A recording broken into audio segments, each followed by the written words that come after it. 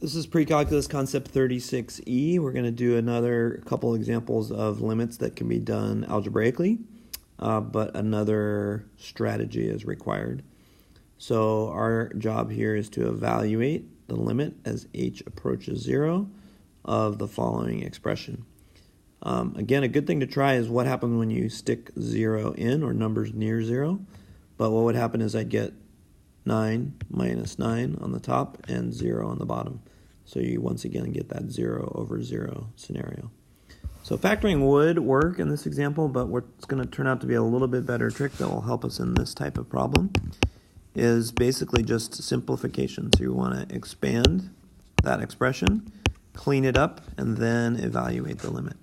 So I'm going to rewrite this as 3 plus h times 3 plus h all minus 9 divided by h. And that is going to be the limit as h approaches 0 of 9 plus 6h plus h squared minus 9 all over h. And good things start happening. You have the 9s that cancel.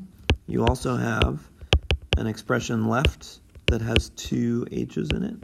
So I'm going to factor that h out, and I get 6 plus h divided by h.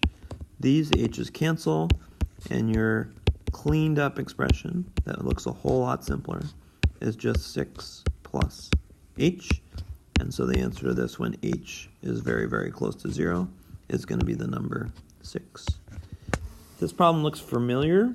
It's actually very similar to the difference quotient problems we did at the very beginning of the year. We didn't have the limit step, which is kind of the last step, but we did work on simplifying expressions like that. All right, here's a tougher one. It's a limit that, once again, if you just plug in 0 at the beginning, you get 0 over 0. And so the strategy is, once again, going to be to expand and simplify. Here's the bad news. I have a binomial to the 4th power. And yes, that's right. We're going to have to expand a binomial to the 4th power. Great review problem. You might have forgotten this from first semester, but this is something you should be able to do. One thing to remember is that you're going to have 5 terms that are all going to be added together. And I'm going to remember that there's a pattern for the 1s, there's a pattern for the h's, and there's also a coefficient pattern. Let's start with the 1s. You're going to have 1 to the 4th, 1 to the 3rd, 1 squared, 1 to the 1st, and then 1 to the 0, which you don't have to write, but it's helpful to see the pattern. Right? If I do my pattern in my h's, I'm going to have h to the 0, h to the 1st, h to the 2nd, h to the 3rd, h to the 4th. Right? And then don't forget, you also have a pattern with the coefficients. This is going to be a little bit hard to fit in, so I'm going to write it below. But this one's 4 choose 0. This one's going to be 4 choose 1. This one's going to be 4 choose 2. This one's going to be 4 choose 3. And this one's going to be 4 choose 4. And those are all coefficients that go in front. You may also remember that Pascal's triangle is kind of useful for finding these, so let's do that really quick. You'd have 1, 1, 1, 1, 2, 1, and 1, 3, 3, 1, 1, 4, 6, 4, 1. That ends up being our pattern in the coefficient. So a lot of work to expand that out, but the good news is you have those skills. So let's rewrite our expression now. Limit as h approaches 0. 1 plus h expanded out is going to be the following. 1 times 1 times 1 is just going to be 1. Then my second term is going to be 4 times 1 times h. My next term is going to be 6 times 1 times h squared. And my next term is going to be 4 times 1 times h cubed. And my last term is going to be 1 times h to the 4th. Okay, all of that is simply the binomial to the 4th. right? I'm going to subtract 1 from that.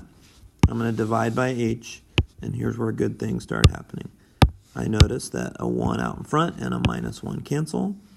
I notice, hopefully, that I'm left with an h in every term of the numerator, which is going to allow me to write this in factored form. Limit as h approaches 0. H factored out, 4 plus 6h plus 4h squared plus h to the third is what I get when I factor that h out. Those h's end up canceling.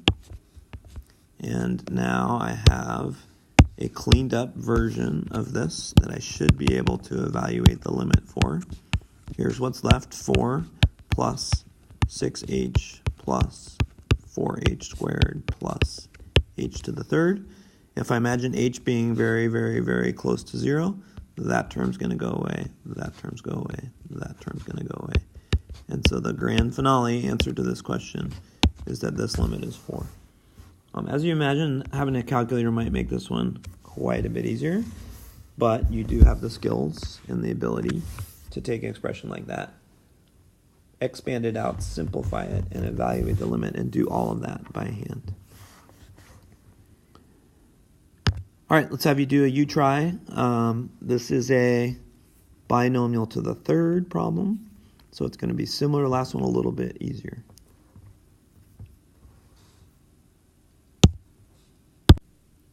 All right, a lot of work to get to the end of this one, but hopefully you gave it a good shot. I need to be able to expand out 2 plus h to the third. Using Pascal's triangle, my binomial theorem, I got this as my answer. That goes in this spot over here. Then you're going to subtract 8 and divide by h. The 8's end up canceling. The h can be factored out. Very similar things happen in these problems, but you end up with a simplified version of the original expression where you can evaluate the limit very quickly, and your answer is 12.